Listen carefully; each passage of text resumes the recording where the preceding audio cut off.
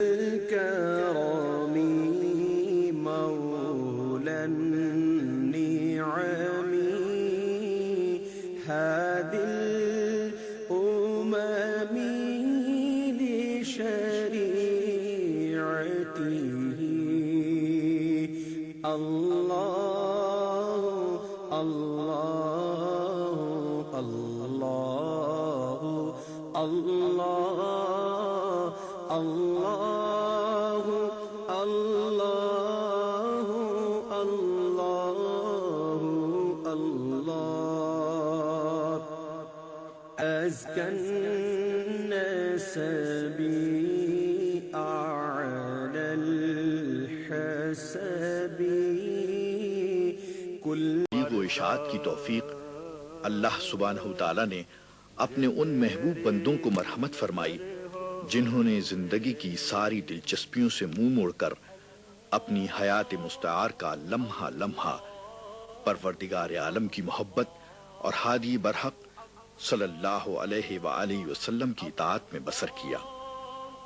دنیا بھر میں جہاں کہیں کفر و شرک کے مستحکم قلعے تھے، یہ درویش دور دراز کی مسافتیں طے کر کے وہاں پہنچے اور لا الہ الا اللہ کی ضرب خیبر شکن سے ان کو منہدم کیا، وہاں توحید کے چراغ روشن کیے جنہیں کوئی آندھی نہ بجھا سکی، وہاں اسلام کا پرچم اس شان سے لہرایا کہ کوئی طوفان، کوئی خونی انقلاب اسے سرنگوں نہ کر سکا۔ ملکہ کوثار مری کے ایک جلیل القدر شیخ طریقت حضرت پیر محمد قاسم صادق المعروف بابا جی صاحب موہڑوی رحمت اللہ تعالیٰ کا ذکر کر رہے ہیں۔ قیام پاکستان کی تحریک میں یوں تو مسلمانان برصغیر کے تمام مکاتیب فکر نے بڑھ چڑھ کر حصہ لیا، لیکن علماء و مشائخ نے اس سلسلے میں جس ثابت قدمی اور سبقت کا مظاہرہ کیا وہ اپنی مثال آپ ہے۔ حضرت پیر محمد قاسم صادق المعروف بابا جی صاحب موہڑوی رحمت اللہ تعالی علیہ کے ان حلقہائے ذکر نے بھی تحریک پاکستان کو بے حد استحکام بخشا جو شمال مغربی کوہستانی سلسلوں کی پرپیچ اور خاموش وادیوں میں بکھرے ہوئے لاتعداد انسانوں کی تالیف قلوب کے لیے قائم کیے گئے تھے۔ آپ کمسنی کے عالم میں والد بزرگوار کے سایہ عاطفت سے محروم ہو گئے تھے، تاہم آپ کی والدہ نے اس محرومی کا احساس کبھی نہ ہونے دیا اور آپ کی تعلیم و تربیت کی جانب بخوبی توجہ دی۔ جو ہی آپ گھر سے باہر رہنے کے قابل ہوئے، آپ کو حصول علم کے لیے دہلی روانہ کر دیا گیا، جہاں آپ نے وقت کے ممتاز علماء دین سے علم حاصل کیا۔ 21 سال کی عمر میں علوم دینیہ سے فراغت حاصل کرتے ہوئے دہلی سے مراجعت اختیار کی اور کئی سال تک درس و تدریس اور وعظ و خطابت کی صورت میں دینی خدمات انجام دیں۔ اللہ تعالیٰ نے آپ کو روحانی بالیدگی کے ساتھ ساتھ جسمانی قوت سے بھی خوب نوازا تھا۔ ابتدائی زمانے میں آپ پہلوان تھے، بڑی بڑی اکھاڑوں میں انہوں نے کشتی بھی کی، سب کچھ۔ ایک دن کہنے لگے کہ ایک دن میں نے سوچا کہ میں نے بہت دنیا میں پہلوانوں کو گرایا ہے، ایسا نہ ہو کہ میں بھی کہیں گر جاؤں۔ میں نے اسی دن ختم کر دیا۔ پھر میں اس تلاش میں ہو گیا کہ بزرگان دین کو ڈھونڈنا چاہیے۔ ہر ملک میں دورے کی تلاش کی، آخر کشمیر کے علاقے میں کئی ایسے مقام وہاں پر میں پہنچا۔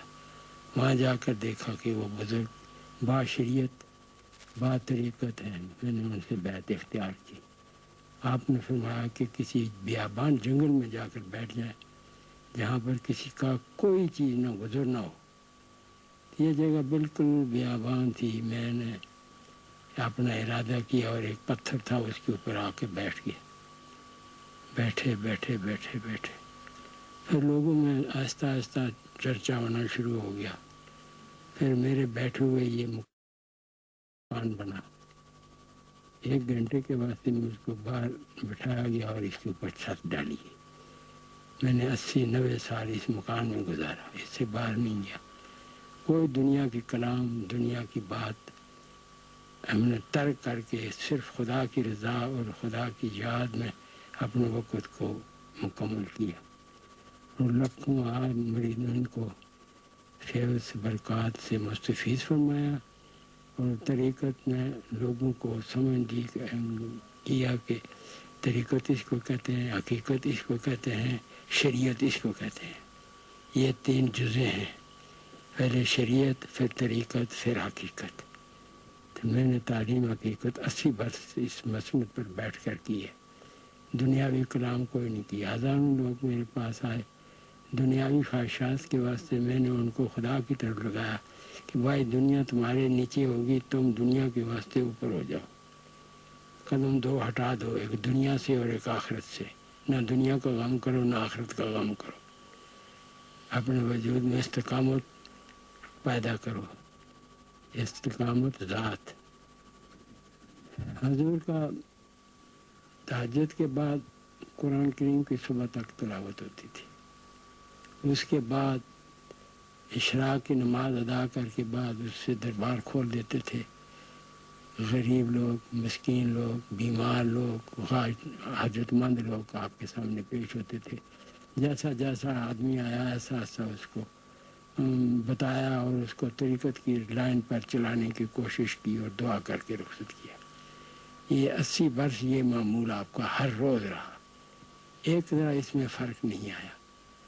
باقی جو لوگ آئے ان کو دنیا کی بات کوئی نہیں کی، نہ بتائی۔ آپ بتا میں نے دنیا کو چھوڑ دیا ہے، تم خدا کے ہو جاؤ، دنیا تمہارے پیچھے ہو جائے گی۔ تم وہی عمل کرو جس کے واسطے خدا نے آپ کو پیدا کیا۔ خدا نے آپ کو پیدا کیا، فرمایا احسن التقویم، میں نے بہت خوبصورت انسان کو پیدا کیا ہے۔ اس کے واسطے ارشادات ہیں، خواہشات، خیالات نورانی، خیالات باطلہ، خواہشات باطلہ کو دور کرنا، خواہش نورانی اور خیال نورانی کو قائم رکھنا، یہ حضور کا ارشاد ہے کہ ہر وقت اپنے خیال کو ذکر میں مشغول رہیں، چلنا بیٹھنا سونا اسی کے ساتھ ہو۔ اگر رفتم بہوش رفتم، اگر شستم بہوش، نہ دیدم ہیچ چیزیں را مگر او را یا دیدم، کسی کی طرف مت دیکھو، اسی کو سامنے دیکھو۔ انسان کا اصلی مقصد یہی ہے، تو اس کو سمجھنے کے واسطے ضرورت بھی بڑی ہے اس وقت۔ خدا تعالیٰ تمام لوگوں کو اس فیض سے مستفیض فرماوے، ظاہری باطنی کمی ہر کسی کی خدا بہتر فرمائے۔ آپ نے دشوار گزار پہاڑی مسافت کو قطع کرتے ہوئے حضرت خواجہ نظام الدین کیانوی رحمۃ اللہ تعالی علیہ کی خدمت میں حاضری دی۔ حضرت خواجہ کیانوی نے آپ کو دیکھتے ہی فرمایا، جس مرد حق کی تلاش تھی وہ آ گیا۔ خواجہ کیانوی رحمۃ اللہ علیہ نے منازل سلوک طے کروانے کے بعد آپ کو اپنی دستار مبارکہ اور خرقہ خلافت عطا فرماتے ہوئے بیعت کی اجازت مرحمت فرمائی اور واپس روانہ کرتے ہوئے مری کے کسی ویران اور گمنام مقام پر چلہ کشی کا مشورہ دیا۔ مرشد کے حسب ہدایت آپ نے مری کے موجودہ کشمیری بازار سے نیچے کی طرف تقریباً 2 میل کے فاصلے پر واقع ایک دشوار گزار غار میں چلہ کشی اختیار کی۔ اس زمانے میں یہ ویرانہ جنگلی جانوروں اور شیروں کا مسکن تھا، مگر آج یہ مقام اللہ کے شیر حضرت خواجہ محمد قاسم صادق رحمۃ اللہ تعالی علیہ کے موڑھا شریف کے نام سے مشہور ہے۔ موڑھا شریف کے مختصر سے رقبے کو ملکہ کوہسار کے حسین و پرفضا مقامات ایوبیہ، کنیک تاک، کالی مٹی، باڑیاں، کلڈنا اور کشمیر پوائنٹ اپنے دامن میں سمیٹے ہوئے ہیں۔ کرشمہ دامن دل میں کشد کہ جوئیں جاست۔ حضرت بابا جی صاحب موڑھوی رحمۃ اللہ تعالی علیہ نے اس مقام پر موجود رہتے ہوئے 80 سال تک اسلام کی تبلیغ کا فریضہ انجام دیا، غرباء و مساکین کی ہر ممکن مدد فرمائی اور ان کی دینوی اور اخروی فلاح و نجات کے لیے ہمیشہ بارگاہ رب العزت میں دست بدعا رہے۔ آپ کی روحانی تربیت سے لاتعداد مریدین نے معرفت حق میں رفتیں پائیں۔ آپ کا تخلیہ عبادت غروب آفتاب سے طلوع آفتاب تک ہوتا۔ اس دوران آپ ذکر و فکر میں مشغول رہتے اور 1000 نوافل باقاعدگی کے ساتھ ادا فرماتے۔ تہجد کے بعد صبح تک قرآن مجید کی تلاوت فرماتے نماز اشراق کے بعد آپ مریدین سے ملاقات فرماتے اور انہیں اپنی روحانی فیوز و برکات سے مستفید فرماتے۔ شریعت اور سنت نبوی صلی اللہ علیہ وسلم کی پاسداری میں کمال احتیاط سے کام لیتے تھے۔ سرکار ختم المرتبت صلی اللہ علیہ وآلہ وسلم کے اسوہ حسنہ کو اپنانے کی تلقین فرماتے اور خود بھی اس کے پابند تھے۔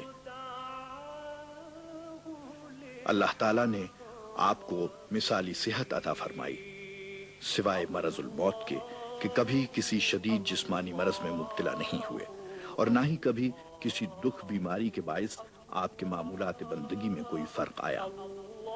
تقریباً 130 برس کی عمر میں مرض الموت کا حملہ ہوا اور کم و بیش 1 ماہ تک آپ بخار میں مبتلا رہنے کے بعد 20 نومبر 1943 کو شب کے 10 بجے بحالت نماز واصل حق ہوئے۔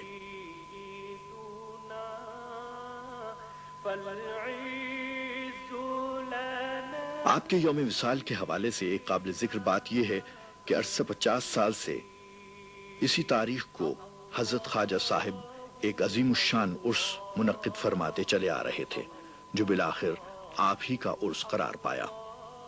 خواجہ صاحب مولوی کو اللہ تعالیٰ نے 6 فرزند عطا فرمائے تھے: صاحبزادہ نذیر الدین صاحب، صاحبزادہ نصیر الدین صاحب، صاحبزادہ محمد زاہد خان، صاحبزادہ محراب خان، صاحبزادہ سلطان لہراسب خان اور صاحبزادہ دراب خان صاحب۔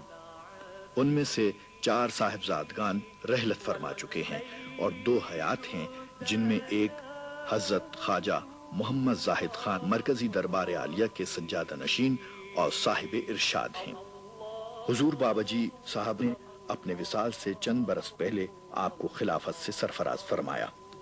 حضور نے خلافت اپنے زمانے میں 12 سال مجھ کو پہلے خلافت ملی۔ تمام لنگر کے دربار کے جتنے خدمات تھے، جو نظام تھا، سب میرے سپرد کیا گیا۔ میں پھر اسی ڈیوٹی میں قائم رہا۔ وصال کے دن سویرے میں آیا تو مجھ کو کہنے لگے کہ تم نے یہاں سے اب نہیں ہلنا ہے، ادھر ہی ٹھہرو۔ میں پھر ادھر کھڑا ہو گیا، یہ تخت اس جگہ میں کھڑا رہا۔ صبح سے لے کے رات کے 10 بجے تک میں ادھر کھڑا رہا۔ 10 بجے رات کو آپ کا وصال ہوا۔